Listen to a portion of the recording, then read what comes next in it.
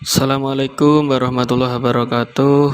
Rekan-rekan sekalian dimanapun berada, berjumpa kembali di channel saya Muhammad Umar Fauzi. Pada kesempatan kali ini saya akan membuat tutorial tentang cara bagaimana kita mendaftarkan diri secara mandiri untuk mendapatkan KIP kuliah. Nah, di sini saya punya panduan pedoman pendaftaran kartu Indonesia Pintar Kuliah ya, KIP kuliah. Jadi sebenarnya KIP kuliah ini dulunya adalah program bidik misi pada zaman Bapak SBY, tapi sekarang sudah dirubah alurnya dan juga namanya menjadi program KIP kuliah 2020.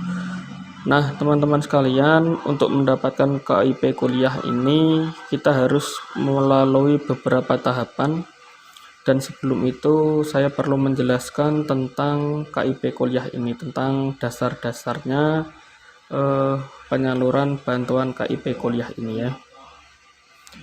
Nah, ini dari buku panduan ini langsung saja. Pertama, persyaratan penerima KIP kuliah itu adalah siswa SMA atau sederajat yang akan lulus pada tahun berjalan atau lulus 2 tahun sebelumnya.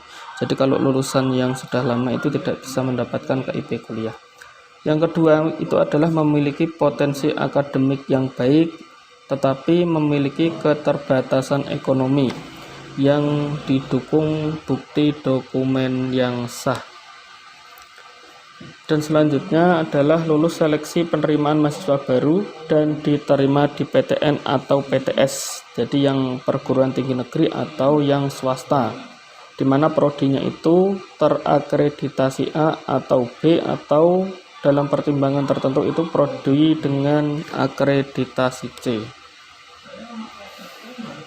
Nah, tadi dijelaskan di awal bahwa yang berhak mendapatkan itu adalah yang mempunyai keterbatasan ekonomi.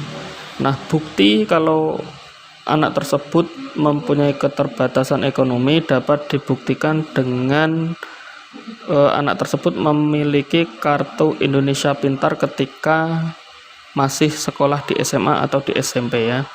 Atau anak tersebut merupakan keluarga penerima bantuan PKH atau program keluarga harapan, dan atau memiliki kartu KKS ya.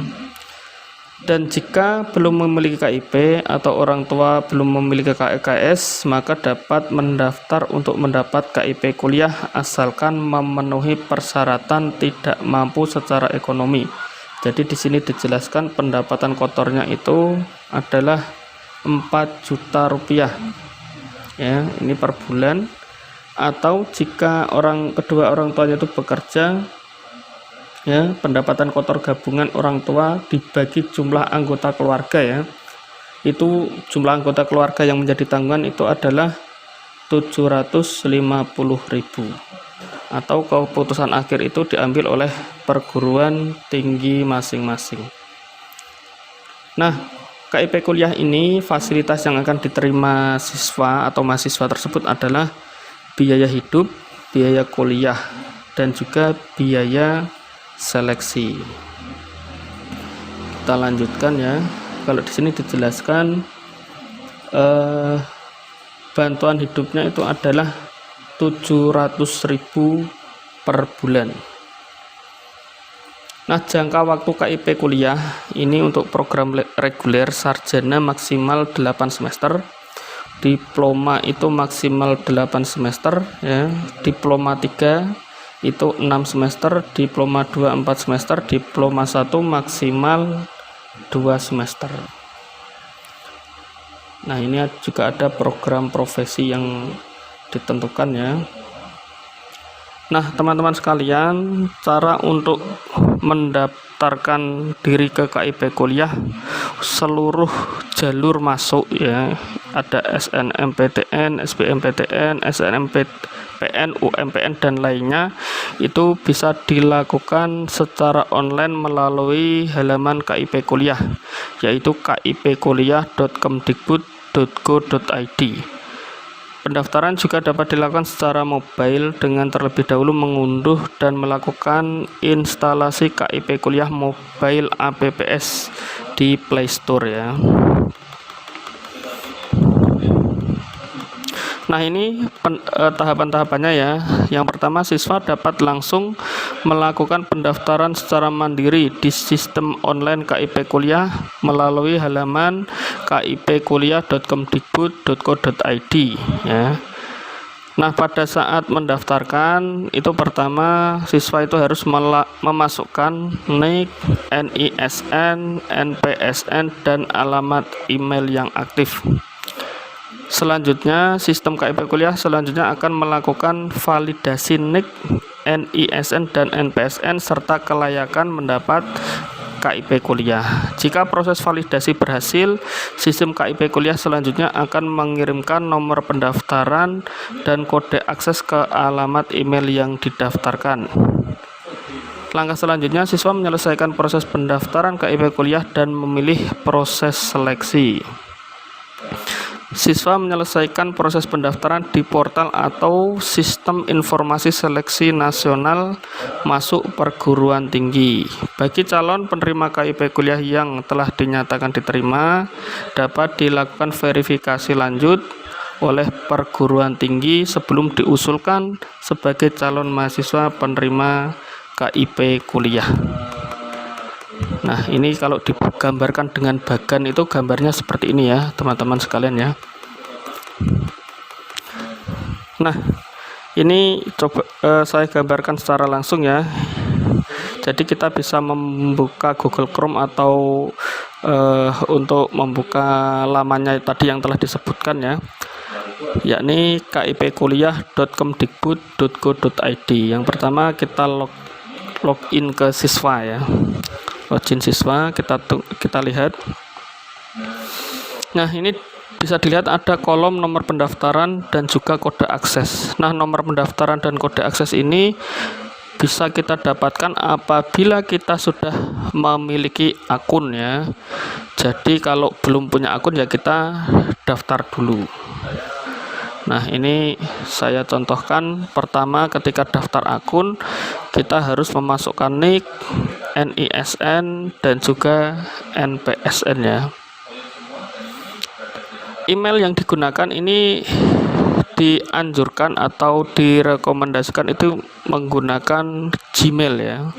Nah, nanti setelah diisi maka akan ada proses selanjutnya, dan jika sudah punya akun maka kita bisa masuk ya, ada menunya tersendiri. Kita masukkan nomor pendaftaran dan juga kode akses dan selanjutnya masuk. Nah, ini salah satu contoh yang sudah saya masukkan ya, yang berhasil masuk ke akun. Nah, akan tetapi yang saya contohkan ini ternyata akunnya ini belum terdata di DTKS, dan calon mahasiswa yang sudah masuk ini ternyata belum mempunyai kartu KIP kuliah, KIP ketika sekolah di jenjang sebelumnya, jadi di aliyahnya atau di SMA-nya ya. Jadi maka untuk langkah yang paling benar untuk mendaftarkan ke KIP kuliah ini kita harus terdata di DTKS. Nah, alurnya untuk mendaftarkan di DTKS itu harus melalui musdes atau muskel di desa atau kelurahan tempat tinggalnya.